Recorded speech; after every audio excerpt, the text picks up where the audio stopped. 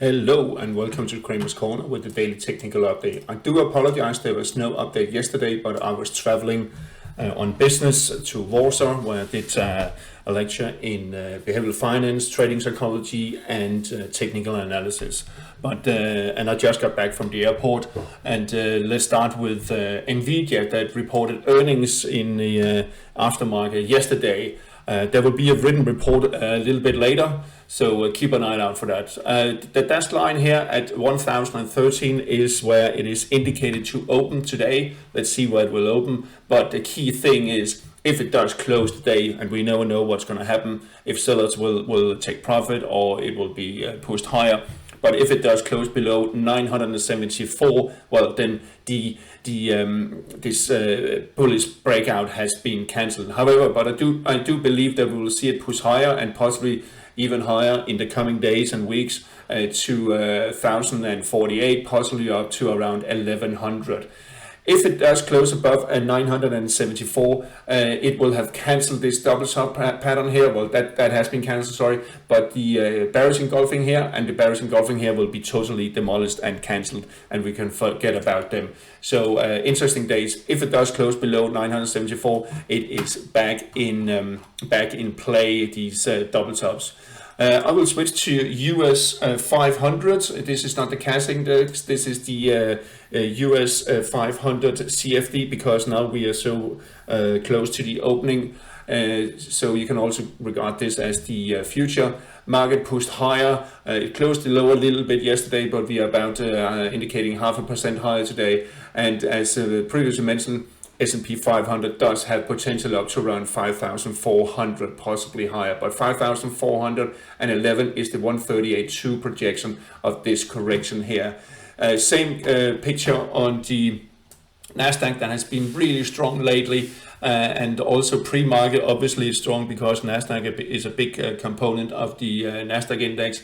19,037 is 138. It could push higher. There's no divergence on the RSI, so that is actually indicating we are likely to push higher on Nasdaq. So sell in May and go away, not so much at the moment, at least not yet, but there's still about 8-9 days left of this month, so let's see next week.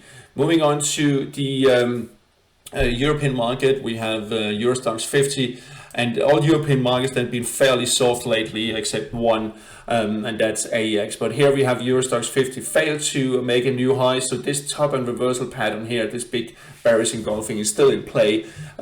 We are currently trading around 38.2 retracement.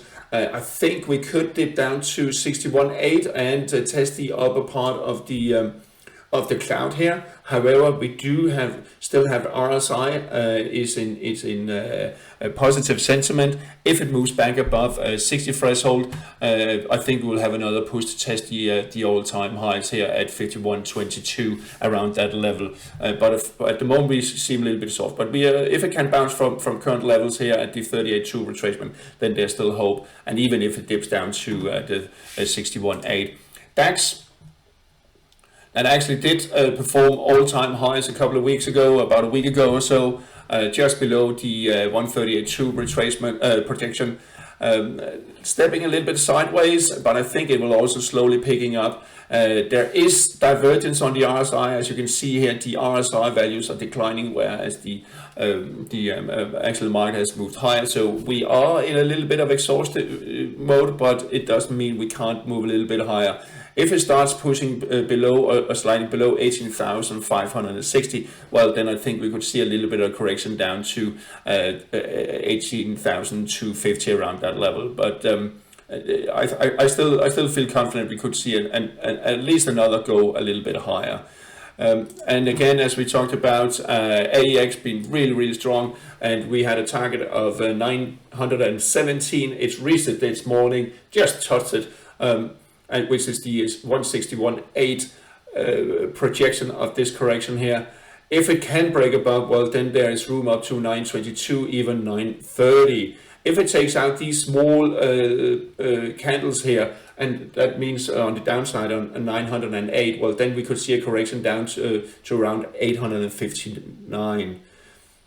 Moving on to CAC. CAC also quite weak. It's below the minor support here at 18,126. Has corrected 50% of this uptrend here. Failed twice to break higher. I think we could still see a little bit of a dip to the 61.8 at 8,042. If it does move back and close above 8,126, I think we will have another push to test the all-time highs.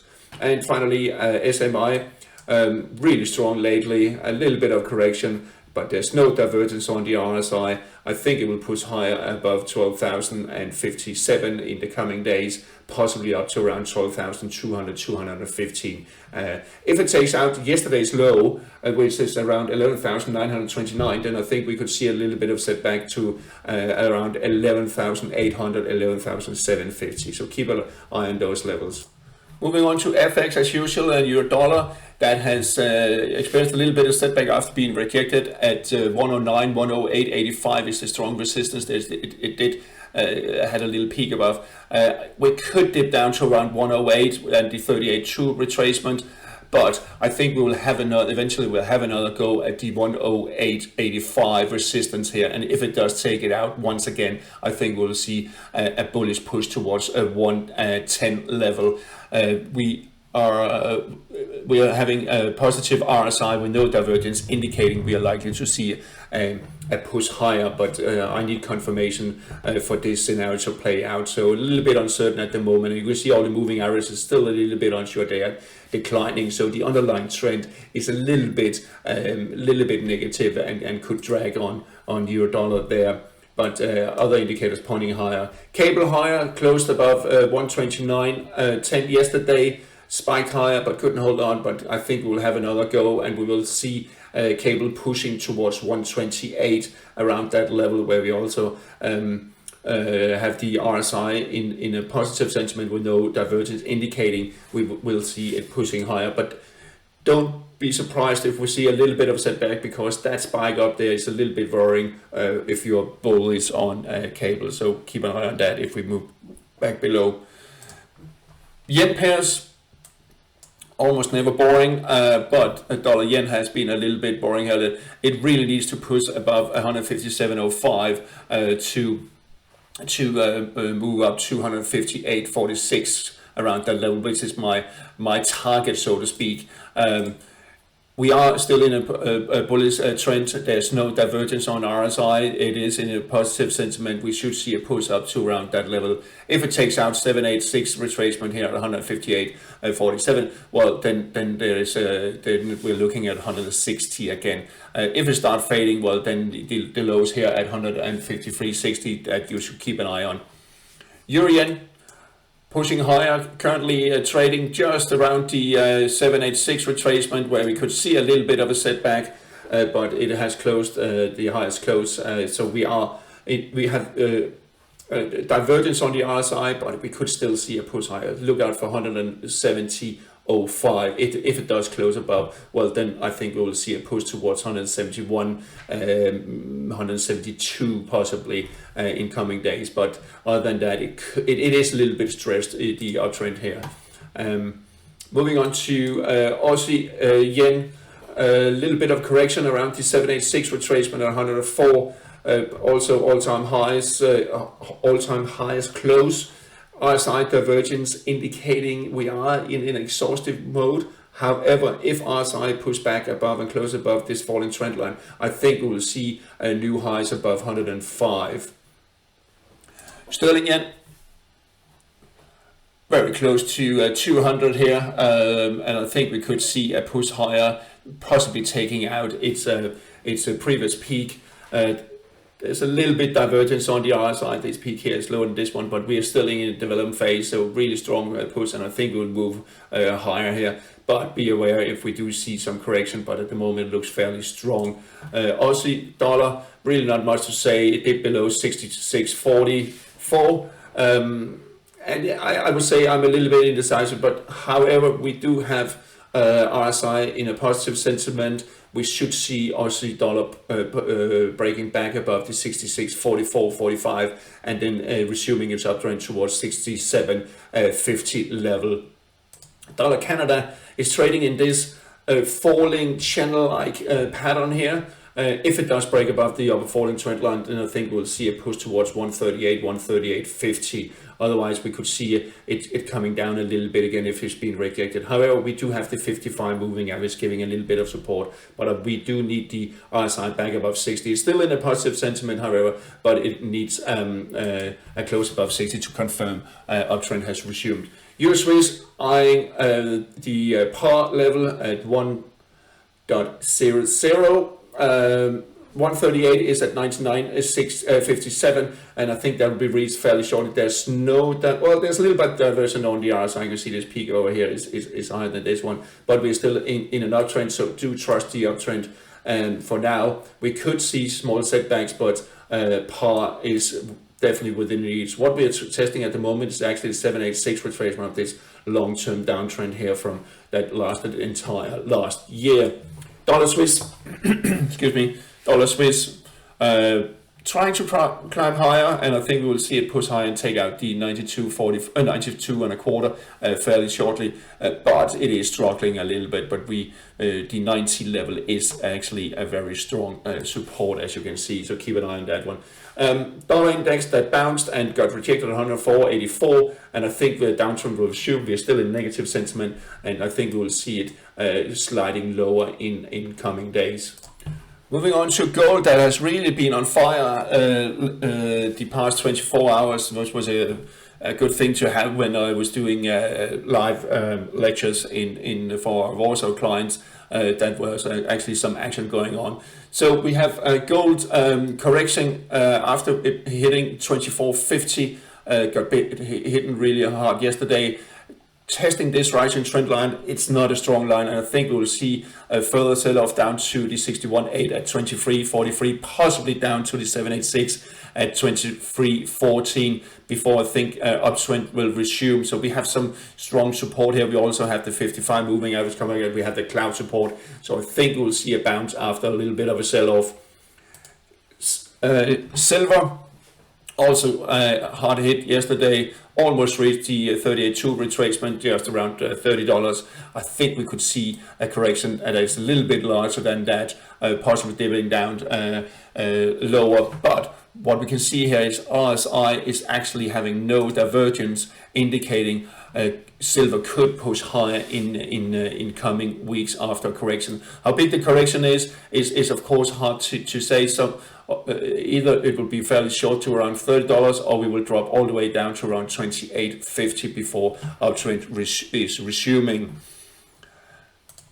Platinum also in a correction mode has reached the 38.2 retracement at 1021. Could dip a little bit lower. We have seen platinum really being very volatile and could dip all the way down to 975. I wouldn't be surprised. I'm not saying it's going to happen, because we have some strong supports here around just above the 1000 level before I think we will see platinum resuming uptrend. Still positive RSI and no divergence, indicating likely higher levels. Copper also massive correction, a massive sell-off yesterday, actually reached the 61.8 of the last leg up there at 474.5, and we could resume uptrend. If it does take out that level, well, then possibly down to the 460 level down here, where we both have the 786 and the 38.2 of the longer uptrend here we saw here the past few months. Moving on to the energy markets, we had again WTI, see 1, 2, 3 times bouncing just above the 76.60 support level, and I think we will see a bounce up towards the 80 level again, but we could be locked in this range here for the foreseeable future. It really needs to break below 76.60 for further sell-off, and it needs to break above 80.60 for further upside potential. But I think we could see a little bit of a bounce further up to the 80 level at least. Brent crude also bouncing from 81.42 support here, and a push up to around 74.70 around that level is not unlikely. If it takes out this support down here at 81.40, 80 spot 72, well, then we are looking at 77, 78 levels. Finally, on the US Treasury yields, bounced from 430, the 786 retracement here, and but we need to get above 453 for really pushing higher. Otherwise, I think we will be trading sideways, moving sideways here the next couple of weeks. All right, that's all for today. A long one, I know that, but we had a little bit of catching up to do. I'll talk to you again tomorrow. Have a nice day and happy trading.